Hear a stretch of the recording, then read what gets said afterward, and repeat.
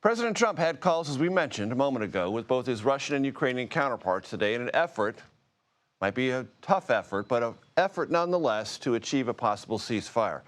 On social media after that call, the president said he believes it went very well with Vladimir Putin, but there was no indication of any additional progress toward a ceasefire to end the war, just that talks, which have been ongoing for a while now, will continue.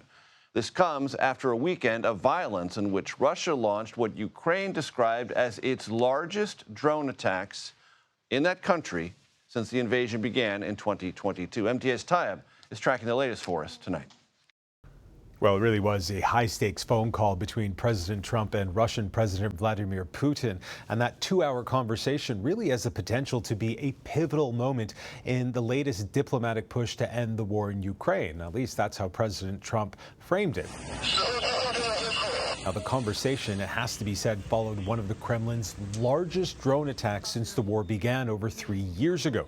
Nearly 400 Russian drones were launched over the weekend, killing civilians across Ukraine. Now, in the wake of that assault, Ukrainian and European officials urgently pressed the Trump administration to demand an immediate, unconditional ceasefire. Despite that pressure, President Trump has continued to frame the war as a negotiation primarily between Washington and Moscow. Now, that, of course, is a stance that's raising alarms in Kyiv and among NATO allies. Critics worry a U.S.-Russia deal could sideline Ukraine's security and sovereignty, potentially setting the stage for a future Russian offensive.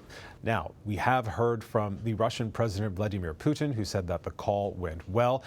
We also have heard from the Vice President, J.D. Vance, who also hinted that the U.S. could walk away from the talks altogether if progress hasn't been made.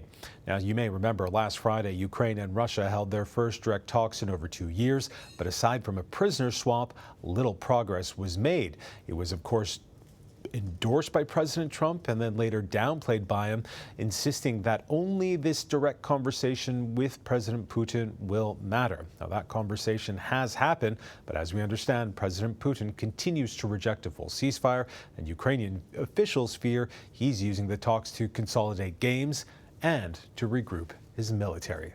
Back to you.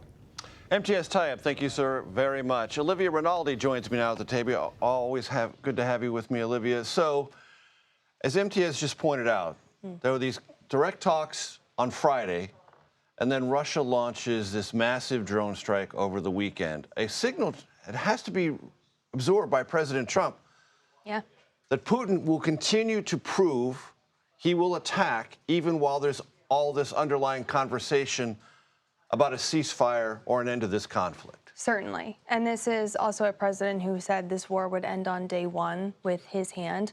And we're on day 120, don't quote me on that, but we're pretty far into this, first half of the administration.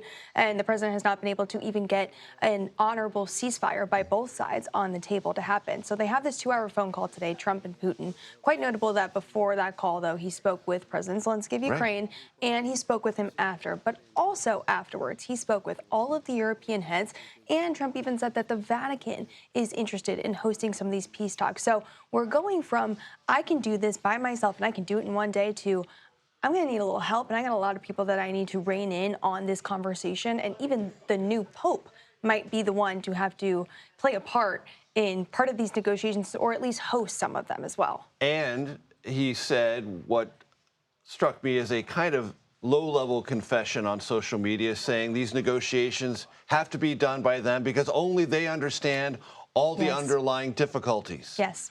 Whereas on the campaign trail, you heard this over and over again. Consistently. Not only can I solve it, I'm the only one who can figure this out. Only I could. Only I could. And only I could prevent it. But, he'll say now that this is happening, we need everyone's help in solving it. But I did think there was an interesting omission from the vice president this morning as well on Air Force Two on his way home after meeting the Pope. And he said he believes that President Putin doesn't know how to end the war. I thought that was also notable because we've kind of seen, and I track this closely, the vice president has been getting out ahead a little bit every single time of where Trump is on these negotiations. He said a couple of weeks ago, he said that the Russians were asking for too much.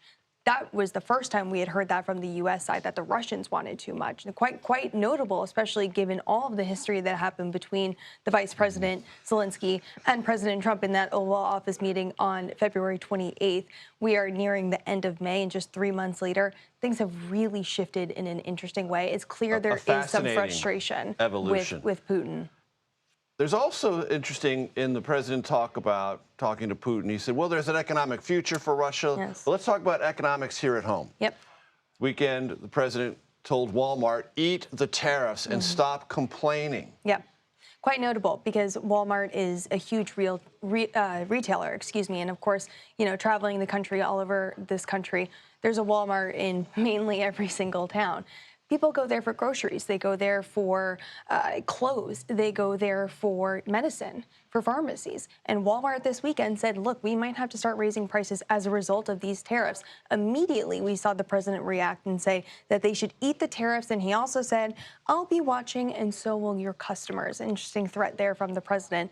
But obviously, as the nation's largest retailer, they're starting to say, look, we might not be able to keep up and eat these prices that are being raised because of tariffs. Consumers will start to feel them, and there is a political impact to that. On top of all of this, the president says he needs to pass his bill on Capitol Hill in order to offset some of these high costs and these tariffs, because people will get those tax reliefs, they'll get those tax breaks, and that'll be his way of offsetting it. But will that happen before the consumer starts to feel the pain? That's the calculation here. And Olivia, also from the campaign trail, which you very much remember from 2024, when Kamala Harris, the Democratic nominee, after Joe Biden stepped away, said, hey, corporations are gouging Americans and they need to do more to reduce their prices. Then candidate Trump accused her of being a Marxist, a communist, and a fascist. Yes, that they can't handle wanting prices. to control prices. Right, the government should not take part in that, not handle it. Now he says, well, wait a minute. You eat your tariff prices. Eat them. Take those over. Yeah. Olivia Rinaldi, thank you so much. I appreciate it. Thank you.